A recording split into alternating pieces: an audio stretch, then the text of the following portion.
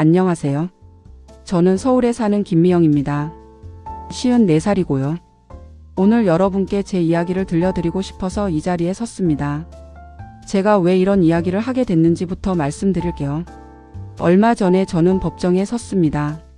제 남편을 상대로 이혼 소송을 냈거든요. 그 과정에서 너무 많은 일들이 있었고 지금 이렇게 혼자 살게 됐어요. 사실 처음엔 이런 이야기를 공개적으로 하고 싶지 않았어요. 부끄럽기도 하고 창피하기도 하고. 하지만 저와 비슷한 상황에 있는 분들이 있을 것 같아서요. 제 이야기가 조금이라도 도움이 된다면 좋겠다는 생각이 들었습니다. 그럼 처음부터 이야기해 볼게요. 제가 남편과 결혼한 지는 30년이 다 돼갑니다. 처음엔 그래도 괜찮은 사람이라고 생각했습니다. 술을 좀 마시긴 했지만 그때는 그게 그렇게 심각한 문제인 줄 몰랐거든요. 그러다 아이가 초등학교 들어갈 때쯤 남편이 하는 사업이 잘 안 되었어요. 그리고는 점점 술을 더 마시기 시작했어요. 처음엔 하루 걸러 하루 그러다가 매일, 나중엔 아침부터 마시는 날도 있었죠. 저는 그냥 참았어요. 남편이니까 가장이니까 스트레스가 많을 거라고 생각했거든요. 그런데 문제는 술을 마시면 성격이 완전히 달라졌어요. 평소에는 말수가 적고 조용한 사람이었는데 술만 마시면 난폭해졌어요. 소리를 지르고 물건을 던지고 그러다가 저한테도 손을 대기 시작했죠. 처음에는 그냥 밀치는 정도였어요. 비켜 하면서 어깨를 밀거나. 그런데 점점 심해졌습니다. 발로 차기도 하고 머리채를 잡기도 하고요. 믿기 힘드시겠지만 저는 그런 생활을 20년 가까이 했습니다. 특히 아들이 독립하고 나간 후론 더욱 심해졌습니다. 집에서는 늘 눈치를 봤어요. 남편이 언제 술을 마실지 언제 화를 낼지 몰라서 항상 불안했습니다. 친구들을 집에 부르지도 못했어요. 남편이 술에 취해서 이상한 소리를 할까 봐서요. 차마 아들한테도 말을 못했어요. 바깥에서는 웃으면서 지냈어요. 우리 남편이 어쩌고 저쩌고 하면서 평범한 부부인 척했죠. 사람들이 미영 씨는 참 복이 많아 이런 말을 할 때면 속으로는 씁쓸했어요. 무슨 복이냐고 매일 술 냄새에 질식하면서 사는데. 그러다가 그 일이 일어났어요. 지금 생각해도 아찔한 일이었습니다. 그날도 남편이 술을 많이 마시고 들어왔어요. 평소보다 더 많이 마신 것 같았어요. 완전히 만취 상태였죠. 집에 들어오자마자 뭔가 마음에 안 든다고 소리를 지르기 시작했어요. 집안이 왜 이 모양이냐, 밥은 왜 이따위로 해놨냐 이런 식으로요. 평소 같으면 그냥 무시하고 넘어갔을 텐데 그날은 저도 좀 화가 났었나 봐요. 술 마시고 들어와서 뭘 그렇게 따져요? 하고 말했어요. 그러자 남편이 완전히 폭주했습니다. 소리를 지르면서 제 쪽으로 달려들었어요. 저도 화가 나서 맞받아 소리를 질렀죠. 그러다가 베란다까지 가게 됐어요. 베란다에서도 계속 다퉜어요. 서로 소리를 지르고 밀고 당기고. 그러다가 제가 이제 정말 못 살겠다. 차라리 죽는 게 낫겠다 하면서 난간 위로 올라가는 신용을 했어요. 그러자 그때 남편이 그럼 죽어 하면서 제 등을 발로 밀었어요. 그 순간을 지금도 생생히 기억해요. 몸이 앞으로 기울어지면서 그간 있었던 일들이 주마등처럼 지나가더라고요. 너무 놀라고 어이가 없어서 비명도 못 질렀습니다. 3층 높이에서 떨어졌어요. 떨어지면서 머릿속이 하얘졌어요. 아, 이제 죽는구나 싶었죠. 다행히 지나가던 행인 위로 떨어져서 목숨은 건졌어요. 하지만 그분은 저 때문에 허리를 크게 다쳤어요. 지금 생각해도 너무 죄송한 반면 감사했습니다. 저는 기적적으로 큰 부상 없이 살아났어요. 갈비뼈 이대만 부러졌어요. 하지만 그때부터 제 인생이 완전히 바뀌었습니다. 병원에 실려가면서도 남편은 실수였다. 일부러 민 게 아니다. 이렇게 말했어요. 하지만 저는 믿기지 않았습니다. 평소에 저에게 했던 행동들이 있었으니까요. 살아났다는 게 그날 이후로는 더 큰 형벌이 된 것 같았어요. 죽었으면 이런 고민도 안 했을 텐데 살아서 이제 어떻게 해야 할지 모르겠더라고요. 그래도 저는 태어난 악마가 있는 집으로 다시 돌아갔어요. 어디로 갈 곳도 없었고 20년을 함께 산 집이었으니까요. 하지만 집에 들어가는 순간 느꼈어요. 여기는 더 이상 내 집이 아니구나. 남편은 며칠 동안 술도 안 마시고 조심스럽게 굴었어요. 하지만 일주일도 안 돼서 다시 예전으로 돌아갔죠. 술 마시고 소리 지르고. 그때 깨달았어요. 이대로는 정말 죽겠다. 다음엔 운이 없을 수도 있겠다. 그래서 결심했습니다. 이혼하자고. 54살에 내린 제 인생의 첫 번째 결심이었어요. 지금까지 저는 누군가를 위해서만 살았거든요. 남편을 위해, 시어머니를 위해, 하나뿐인 아들 눈치를 보면서. 하지만 이제는 제가 살고 싶었어요. 그날부터 조용히 준비를 시작했습니다. 혼자서 아무도 모르게. 이혼을 결심했다고 해서 바로 할 수 있는 건 아니더라고요. 특히 저처럼 전업주부로 살아온 사람은 더 어려웠어요. 일단 경제적으로 독립할 방법도 찾아야 하고 법적으로도 준비해야 할 게 많았거든요. 제일 먼저 한 일은 변호사를 만나는 거였어요. 법무법인에 전화를 걸어서 상담 예약을 잡았죠. 처음에는 목소리가 떨렸어요. 이혼 상담을 받고 싶은데요 라고 말하는 게 이렇게 어려운 줄 몰랐어요. 변호사 선생님이 말씀하시더라고요. 가정폭력이 있었다면 증거가 있어야 한다고. 병원 진료 기록, 상처 사진, 증인이 있으면 더 좋고. 그런 걸 모아둬야 재판에서 유리하다고 했어요. 그때부터 제가 탐정이라도 된 것처럼 증거를 모으기 시작했어요. 남편 몰래 조용히. 먼저 예전에 병원에 갔던 기록들을 찾아봤어요. 남편한테 맞아서 갔던 병원들 말이에요. 다행히 진료 기록이 남아있더라고요. 둔상, 타박상 이런 진단명들이 적혀 있었어요. 그때는 그냥 계단에서 넘어졌다, 문에 부딪혔다 이렇게 거짓말을 했었거든요. 의사 선생님들도 뭔가 이상하다는 눈빛으로 보셨지만 환자가 그렇다고 하니 그대로 적어주셨던 것 같아요. 사진도 찍어뒀어야 했는데 그때는 그런 생각을 못했어요. 맞고 나면 그냥 빨리 감추고 싶기만 했거든요. 화장으로 가리고 긴 옷으로 덮고. 그런 흔적들을 남겨둘 생각은 못했죠. 그래서 이번에는 달랐어요. 남편이 또 저한테 손을 댈 때마다 몰래 사진을 찍었어요.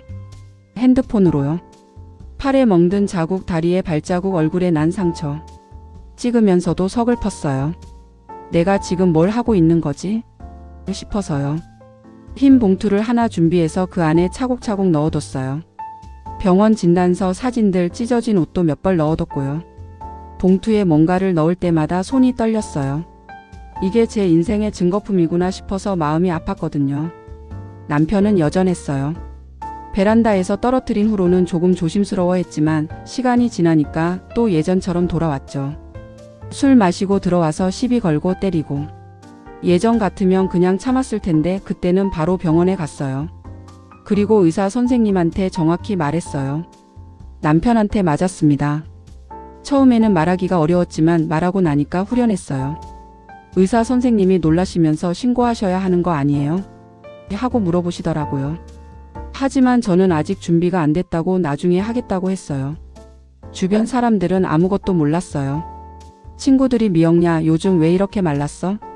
어디 아파? 하고 물어보면 저는 그냥 웃으면서 바빠서 그래라고 대답했어요. 정말 하고 싶었던 말은 나 아픈 게 아니야. 매일 얻어맞고 살아서 그래였는데 그 말은 할 수가 없더라고요. 말해봤자 그럼 왜 안 헤어져? 저 이런 말만 들을 것 같았거든요. 사람들은 몰라요. 왜 못 헤어지는지. 30년을 가까이 함께 살면서 만든 추억들, 정들었던 집, 그리고 무엇보다 두려움. 혼자 살 수 있을까 하는 두려움이 제일 컸어요. 경제적인 문제도 있었고요. 저는 결혼하고 나서 계속 전업주부로 살았거든요. 나이도 50이 넘었는데 취직할 곳이 있을까 싶기도 하고. 제일 큰 부분은 아무것도 모르는 하나뿐인 아들에게도 조금은 미안했습니다. 지금 생각하면 내가 왜 미안해야 하나 너무 바보 같았구나 싶어요. 하지만 베란다에서 떨어진 후로는 생각이 바뀌었어요. 다음엔 정말 죽을 수도 있겠다. 경제적인 어려움보다 목숨이 더 소중하다는 걸 깨달았거든요. 그래서 일자리도 알아보기 시작했어요. 나이가 많아도 할 수 있는 일들을 찾아봤죠. 청소, 식당 일, 마트 계산원. 뭐든 상관없었어요. 제 힘으로 벌어서 살 수 있다면. 봉투가 점점 두꺼워졌어요. 증거들이 하나씩 쌓일 때마다 제 마음도 단단해졌어요. 이제 정말 끝낼 수 있겠다는 생각이 들었거든요. 어느 날 저녁 남편이 또 술에 취해서 들어왔어요. 그런데 이번에는 제가 다르게 느껴졌어요. 예전처럼 무섭지 않았어요. 이제 얼마 안 남았다는 생각 때문이었나 봐요. 남편이 또 뭐라고 소리를 질렀는데 저는 그냥 조용히 듣고 있었어요. 그러다가 봉투 있는 서랍 쪽을 바라봤죠. 그 봉투 안에 제 해방이 들어있다고 생각하니까 힘이 났어요. 그날 밤 봉투 위에 손을 얹고 다짐했어요. 이제 나만 무너지지는 않는다. 끝내겠다. 54살에 처음으로 제 자신을 위한 결심을 한 거였어요.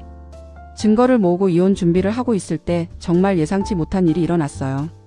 제가 베란다에서 떨어졌을 때 깔렸던 그 행인분에게서 전화가 온 거예요. 처음에는 손해배상 때문에 연락하시는 줄 알았어요. 당연한 일이죠.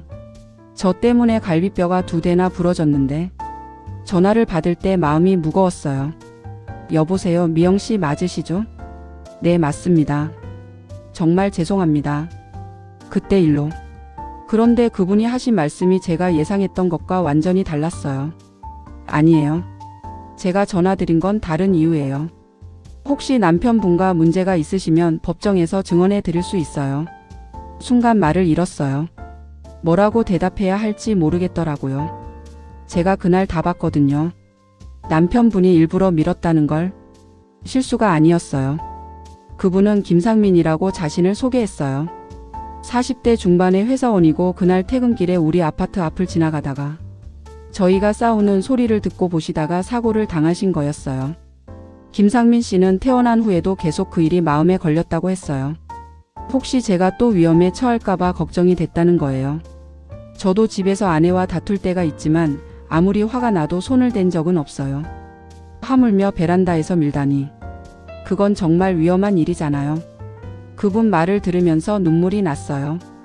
저 때문에 다쳤는데도 오히려 저를 걱정해 주시는 게 고마웠거든요. 만약 이혼을 생각하고 계시다면 제가 그날 본 것을 법정에서 말씀드릴게요. 일부러 밀었다는 걸 제가 증언해 드릴 수 있어요. 그 순간 숨을 제대로 쉴 수 있었어요. 처음으로요. 누군가 제 편이 되어준다는 것, 제 말을 믿어준다는 것이 이렇게 큰 힘이 되는 줄 몰랐어요. 정말 괜찮으신가요? 번거로우실 텐데. 괜찮아요. 제가 목격자니까요. 당연히 해야 할 일이죠. 전화를 끊고 나서 한참을 울었어요. 기쁘기도 하고 고맙기도 하고 그동안 혼자 짊어지고 있던 무게가 조금 가벼워지는 것 같았어요. 그 후로 김상민 씨와 몇 번 더 통화를 했어요. 그날 상황에 대해서 자세히 물어보시더라고요. 몇 시쯤 일어난 일인지, 정확히 어떤 식으로 밀었는지, 그때 주변에 다른 목격자는 없었는지. 김상민 씨는 정말 꼼꼼하게 기억하고 계셨어요. 남편이 그럼 죽어 하고 소리치면서 발로 확 밀었고, 그때 제가 비명도 못 지른 채로 떨어졌다고 완전히 의도적인 행동으로 보였다고 했습니다. 그분의 증언 덕분에 제 변호사 선생님도 더 자신감을 가지게 됐어요. 목격자가 있다면 사건이 훨씬 명확해집니다. 가정폭력 사건에서 제3자의 증언은 정말 중요해요. 드디어 이혼 소송을 시작하게 됐어요. 서류를 법원에 제출하는 날 손이 떨렸어요. 30년 가까이 함께 살았던 사람과 법정에서 만나게 된다는 게 실감이 안 났거든요. 남편은 소송장을 받고 완전히 화를 냈어요. 집에 와서 소리를 질렀어요. 미쳤냐? 이혼이라니. 어디서 누가 바람을 넣은 거야? 바람 넣은 사람 없어요. 제가 결정한 거예요. 그날 일은 실수였다고. 실수라고. 실수가 아니에요. 목격자도 있어요. 그때 남편 얼굴이 확 변했어요. 목격자가 있다는 걸 처음 알았나 봐요. 누가 뭘 봤다는 거야? 그날 저를 받아준 분이 다 봤어요. 일부러 밀었다는 걸요. 남편은 한참을 말이 없더니 그래도 이혼은 안 돼. 절대 안 해라고 했어요. 하지만 저는 이미 결심했어요. 돌아갈 수 없는 강을 건넌 기분이었거든요. 재판 준비하면서 김상민 씨를 직접 만나 뵙기도 했어요. 생각보다 차분하고 신중한 분이셨어요. 저를 보자마자 많이 힘드셨죠? 라고 물어보시더라고요. 사실 저도 집에 가서 아내한테 그날 일을 얘기했어요. 그랬더니 아내가 그러더라고요. 당신이 잘했다. 나라도 그렇게 했을 거다라고. 김상민 씨의 아내분도 저를 응원해 주신다니 정말 고마웠어요. 재판에서는 제가 본 걸 정확히 말씀드릴게요. 걱정하지 마세요. 그분의 말씀을 듣고 나니까 정말 든든했어요. 혼자가 아니라는 느낌이 들었거든요. 재판 날짜가 잡혔어요.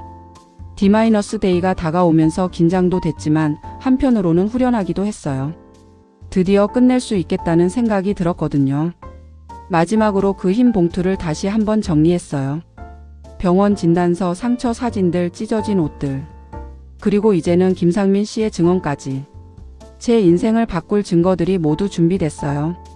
드디어 재판 날이 왔어요. 법원 앞에 서니까 다리가 떨렸어요. 20년 넘게 함께 살았던 남편과 법정에서 만난다는 게 아직도 믿어지지 않았거든요. 법정 안으로 들어가니까 남편이 이미 와 있더라고요. 저와 눈을 마주치지 않고 고개를 돌리고 있었어요. 저도 마음이 복잡했어요.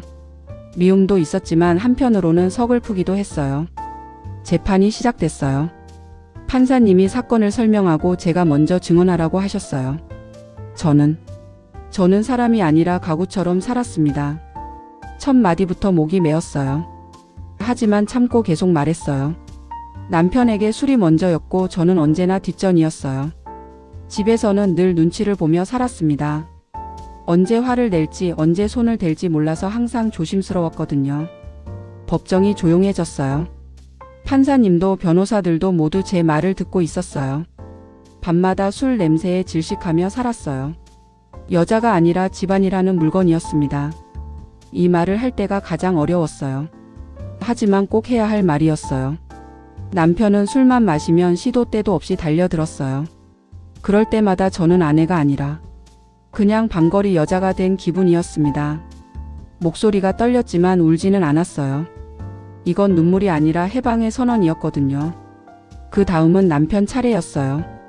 남편은 일어서서 소리쳤어요. 나는 평생 주먹 한 번 안 쓴 놈입니다. 속으로 생각했어요. 그래, 주먹은 안 썼지. 대신 발로 찼지. 남편은 계속 변명했어요. 그날 일도 실수였다고, 일부러 민 게 아니라고. 술에 취해서 기억이 안 난다고도 했어요. 그때 김상민 씨가 증인으로 나왔어요. 저는 긴장됐어요. 정말 괜찮을까 싶어서요. 김상민 씨는 차분하게 말씀하셨어요. 저는 그날 퇴근길에 사고 현장을 목격했습니다. 부부가 베란다에서 다투고 있었는데 남편이 그럼 죽어 하고 소리치면서 아내의 등을 발로 확 밀었어요. 완전히 의도적인 행동으로 보였습니다. 법정이 정적에 휩싸였어요. 남편은 고개를 숙이고 있었고요. 김상민 씨는 계속 말씀하셨어요. 실수가 아니었어요. 분명히 화가 나서 일부러 민 거였습니다. 그때 부인이 비명도 못 지르고 떨어졌어요. 저는 그 위로 떨어진 부인을 받느라 갈비뼈가 부러졌지만 그건 중요하지 않아요. 중요한 건 이게 명백한 폭력이었다는 거예요. 남편의 변호사가 반박했어요. 술에 취해서 판단력이 흐려진 상태였다고, 고의가 아니었다고. 하지만 김상민 씨는 흔들리지 않으셨어요. 술에 취했다고 해서 폭력이 정당화될 수는 없죠. 더구나 베란다에서 밀어 떨어뜨린다는 건 정말 위험한 일이에요. 자칫하면 죽을 수도 있었어요. 그 말을 들으니까 그날의 공포가 다시 떠올랐어요. 정말 죽을 뻔했었구나 싶었어요. 제가 모아둔 증거들도 하나씩 제출됐어요. 병원 진단서들, 상처 사진들, 찢어진 옷들. 20년 동안 당한 폭력의 기록들이었어요. 남편은 점점 말이 없어졌어요. 변명할 말이 떨어진 것 같았어요. 마지막에 판사님이 제게 하고 싶은 말이 있냐고 물어보셨어요. 저는 일어서서 말했어요. 저는 54살이 되어서야 처음으로 제 자신을 위한 결심을 했어요. 이제 더 이상 누군가의 발길에 밀려 떨어지지 않겠다고, 제 두 다리로 서서 살겠다고 다짐했어요. 목소리가 떨렸지만 끝까지 말했어요. 제가 바라는 건 거창한 게 아니에요. 그냥 평범하게 두려움 없이 살고 싶을 뿐이에요. 밤에 술 냄새에 깨지 않고 아침에 멍든 얼굴을 화장으로 가리지 않아도 되는 그런 산 말이에요. 재판은 몇 주 후에 판결이 났어요. 판사님은 위자료 5천만 원, 재산분할 5천만 원, 합계 1억 원을 남편이 저에게 지급하라고 판결했어요. 숫자가 돌덩이처럼 떨어지는 기분이었어요. 20년의 결혼 생활이 숫자로 정리되다니. 남편은 고개를 숙이고 있었고 저는 공허했어요. 정말 내가 원한 게 이거였을까? 싶기도 했어요. 돈이 아니라 그냥 평범한 삶을 원했을 뿐인데. 재판이 끝나고 나서 남편이 저한테 마지막으로 한 말이 있어요. 잘 먹고 잘 살아라. 그 말밖에 할 게 없네. 저도 할 말이 없었어요. 30년의 세월이 이렇게 끝나는 거구나 싶어서 마음이 복잡했어요. 법정 문을 나서는 순간 11월의 차가운 바람이 제 얼굴을 스쳤어요. 오히려 시원했습니다. 그 바람은 제가 처음 맡아보는 공기 같았어요. 자유의 공기였어요. 김상민 씨도 법원 앞에서 기다리고 계셨어요. 저를 보자마자 수고하셨어요 라고 말씀해 주시더라고요. 정말 감사해요. 선생님이 아니었으면 이길 수 없었을 거예요. 아니에요. 미영 씨가 용기를 내셨기 때문이에요. 저는 그냥 본 걸 말한 것 뿐이에요. 김상민 씨 덕분에 제가 새로운 삶을 시작할 수 있게 됐어요. 정말 고마운 분이에요. 집으로 돌아가는 길에 생각했어요. 갈라섰다. 상처투성이로 끝났다. 하지만 그 끝이 제게는 해방이었어요. 지금은 작은 아파트에서 혼자 살고 있어요. 예전 집보다 훨씬 작고 초라하지만 여기서는 제가 주인이에요. 아무도 저를 때리지 않고 술 냄새에 깨지 않아도 돼요. 마트에서 계산원 일도 시작했어요. 나이가 많아서 처음에는 걱정했는데 일해보니까 할만하더라고요. 제 힘으로 번 돈으로 사는 밥이 이렇게 맛있는 줄 몰랐어요. 가끔 외로울 때도 있어요. 30년을 함께 산 사람과 헤어진다는 게 쉬운 일은 아니거든요. 하지만 외로움보다는 자유가 더 소중해요. 무엇보다 이제는 제 자신을 사랑하게 됐어요. 거울을 보면서 미영야 잘 견뎠다. 이제 좋은 날만 있을 거야 라고 말해요. 54살에 시작한 새로운 인생이지만 늦지 않았다고 생각해요. 앞으로 살아갈 날들이 더 많으니까요. 아들도 종종 찾아와 저를 응원해주고 있답니다. 지금 이 이야기를 듣고 계신 분들 중에서도 저와 비슷한 상황에 계신 분이 있다면 용기를 내시라고 말씀드리고 싶어요. 혼자가 아니에요. 도움을 요청하는 것은 나약함이 아니라 용기예요. 그리고 주변에 도움이 필요한 분이 있다면 김상민 씨처럼 손을 내밀어 주세요. 작은 관심이 누군가의 인생을 바꿀 수 있어요. 저는 이제 늦었다면 늦은 나이지만 늦지 않았다고 생각하며 새로 시작합니다. 들어주셔서 감사합니다.